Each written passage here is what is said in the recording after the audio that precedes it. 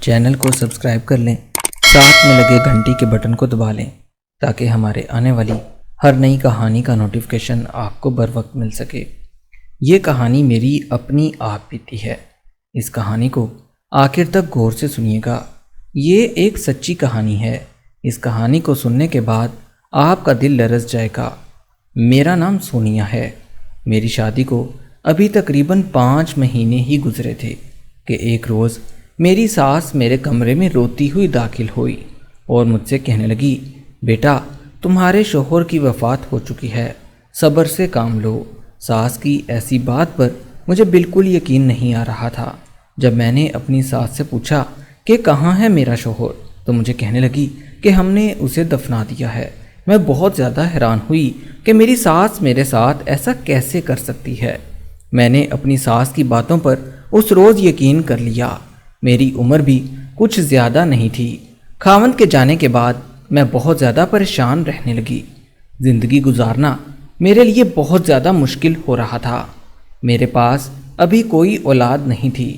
میں اپنے گھر میں اکیلی رہا کرتی تھی۔ یہ سوچ سوچ کر پریشان ہوتی جا رہی تھی کہ اب میں گھر کا خرچہ کیسے اٹھاؤں گی۔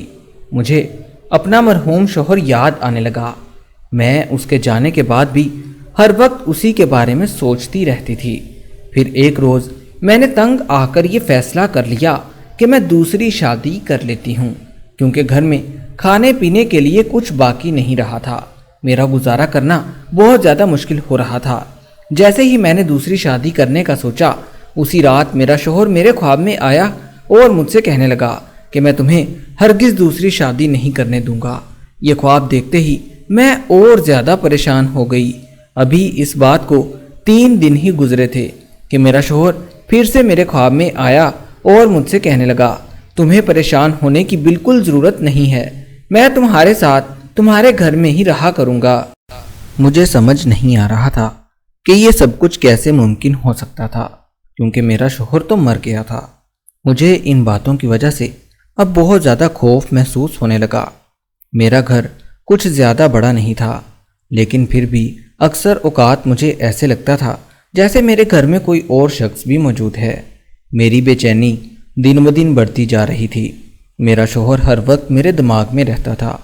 میں ان حالات سے تنگ آ کر بری طرح رونے لگتی، کیونکہ کئی دفعہ تو مجھے ایسا لگتا جیسے میرا شوہر مجھے نظر آتا ہے۔ اس دنیا میں میرا کوئی بھی نہیں تھا۔ میرے ماں باپ بھی اللہ کو پیارے ہو چکے تھے۔ اس گھر کے علاوہ میرے پاس رہنے کے لیے کوئی اور جگہ نہیں تھی۔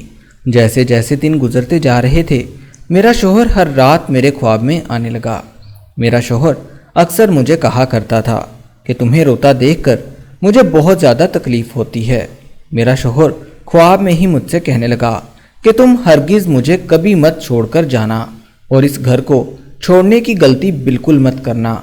خواب دیکھنے کے بعد جیسے ہی صبح کو میری آنکھ کھلتی، میں مزید پریشان ہو جاتی، کیونکہ اب ہر روز مجھے یہ خواب آنے لگے تھے۔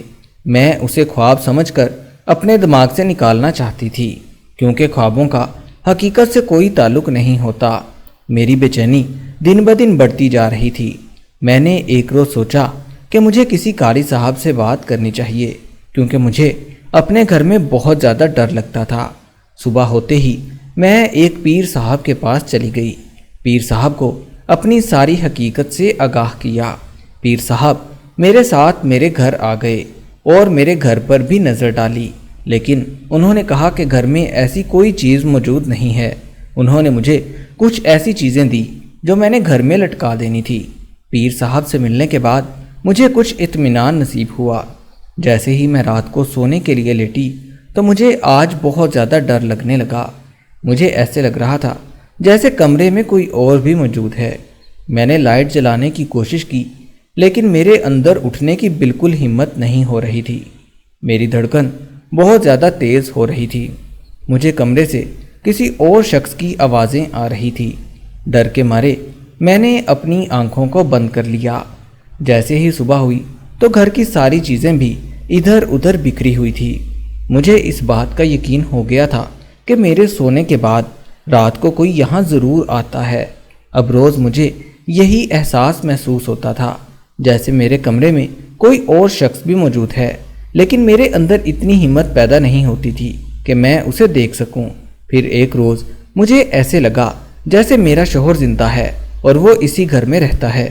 یہ عجیب و غریب قسم کے خواب میرے دن بدن بڑھنے لگے تھے۔ جیسے ہی رات ہوتی مجھے یوں محسوس ہوتا جیسے میرا شوہر میرے ساتھ ہی ہے۔ ان باتوں کے علاوہ مجھے اب گھر کی ٹینشن ہونے لگی کیونکہ گھر میں کھانے کے لیے کوئی چیز نہیں تھی۔ میں نے سوچا کہ کیوں نہ میں لوگوں کے گھروں میں کام کاج کر لیا کروں۔ اس طرح میں نوکری کی تلاش میں گھر سے باہر نکلی، لیکن لوگوں نے مجھے بہت زیادہ تنگ کیا۔ اکیلی لڑکی کو دیکھ کر ہر کوئی مجھ پر باتیں کر رہا تھا۔ مجھے دنیا کے لوگوں سے بہت زیادہ ڈر لگنے لگا۔ مجھے یہ بات سمجھ آ چکی تھی کہ میں اکیلی اس دنیا کے ساتھ مقابلہ نہیں کر سکتی، لیکن جیسے ہی میں دوسری شادی کرنے کا سوچتی تو میرا شوہر میرے خوابوں میں آ جایا کرتا تھا۔ اب یہ روز کا معمول بن چکا تھا۔ مجھے ایسا لگتا تھا جیسے میرے گھر میں کوئی رات کو آتا ہے۔ میں نے فیصلہ کر لیا تھا کہ آج میں سونے کا ناٹک کروں گی اور دیکھوں گی کہ میرے گھر میں کون آتا ہے، کیونکہ میرا شوہر تو مر چکا ہے، وہ اس دنیا میں نہیں ہے اور نہ ہی میرے گھر واپس آ سکتا ہے۔ اس روز میں نے مدھم سی لائٹ کمرے میں آن کر دی۔ کمرے میں زیادہ اندھیرا نہیں تھا، لیکن اتنی روشنی بھی نہیں تھی، پھر بھی میں سب کچھ ٹھیک طرح سے دیکھ سکتی تھی۔ میں اپنے بستر پر لیٹ گئی اور انتظار کرنے لگی۔ رات کے تقریباً 2 بج چکے تھے۔ ابھی تک گھر میں کوئی داخل نہیں ہوا تھا۔ میرے گھر کی دیواریں بھی بہت چھوٹی سی تھی، کوئی بھی شخص میرے گھر داخل ہو سکتا تھا۔ ابھی میں لیٹی ہوئی تھی کہ اچانک مجھے آواز آئی۔ معمول کے مطابق آج میں بھی لیٹی رہی۔ میں ادھر ادھر کمرے میں غور سے دیکھ رہی تھی۔ اچانک میری نظر کمرے کی کھڑکی پر پڑی جو ابھی ابھی کسی نے کھولی تھی۔ میں یہ منظر اپنی آنکھوں سے دیکھ رہی تھی۔ مجھے بہت زیادہ ڈر بھی لگ رہا تھا۔ میری نظر کھڑکی پر ہی جمی ہوئی تھی کہ اچانک ایک شخص کھڑکی سے اندر داخل ہوا۔ کمرے کے اندر داخل ہونے کے بعد وہ کسی کو اشارے کر کے بلا رہا تھا۔ مجھے اس بات کا اندازہ ہو گیا تھا کہ وہ آدمی اکیلا نہیں بلکہ اس کے ساتھی بھی اس کے ساتھ ہیں۔ میں یہ سارا منظر اپنی آنکھوں سے دیکھ رہی تھی۔ پھر اچانک اس آدمی نے ایک کپڑا نکالا۔ وہ آدمی اس کپڑے پر کوئی دوائی لگانے لگا۔ دوائی لگانے کے بعد وہ آدمی میرے قریب آیا۔ اس کے پیچھے 3 اور آدمی کھڑے نظر آئے۔ اس نے وہ کپڑا میرے منہ کے سامنے کر دیا۔ شاید وہ دوائی بے ہوش کرنے والی تھی۔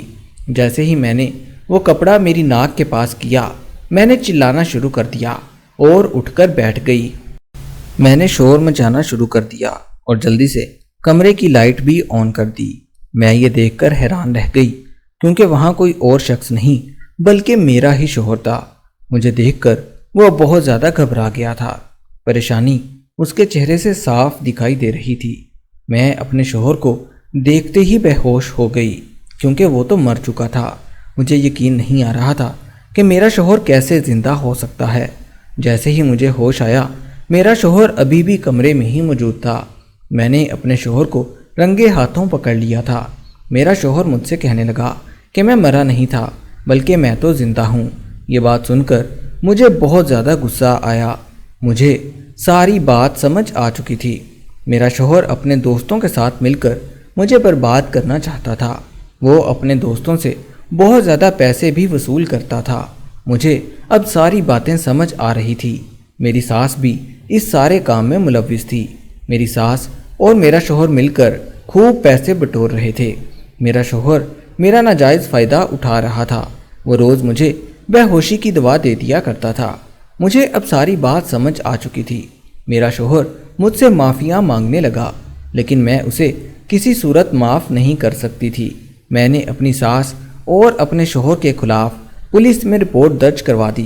کچھ ہی دنوں کے بعد پولیس نے میری ساس، میرے شوہر اور اس کے ساتھیوں کو گرفتار کر لیا کیونکہ وہ ہر کسی کے ساتھ ایسے ہی کرتے ہیں۔ مزید پتہ کروانے پر پتہ چلا کہ میرا شوہر اس سے پہلے بھی 6 شادیاں کر چکا ہے۔ میں جس گھر میں رہا کرتی تھی، میں نے وہ گھر بھی بیچ دیا تھا۔ مجھے اندازہ نہیں تھا کہ میرا شوہر میرے ساتھ ایسی حرکت کرے گا۔ اس کی ایسی حرکتوں کی وجہ سے میں نفسیاتی مریض بن چکی تھی۔ میرے ساتھ جو بھی ہوا بہت زیادہ برا ہوا تھا۔ میں نفسیاتی طور پر مکمل بیمار ہو چکی تھی۔ میں نے اب تقریباً दूसरी शादी करने का फैसला भी कर लिया था। मैं अब अपनी ज़िंदगी बहुत आराम से गुजार रही थी। आप लोगों से बस इतना कहना चाहूँगी कि किसी पर भी अंधा एतबार मत किया करें।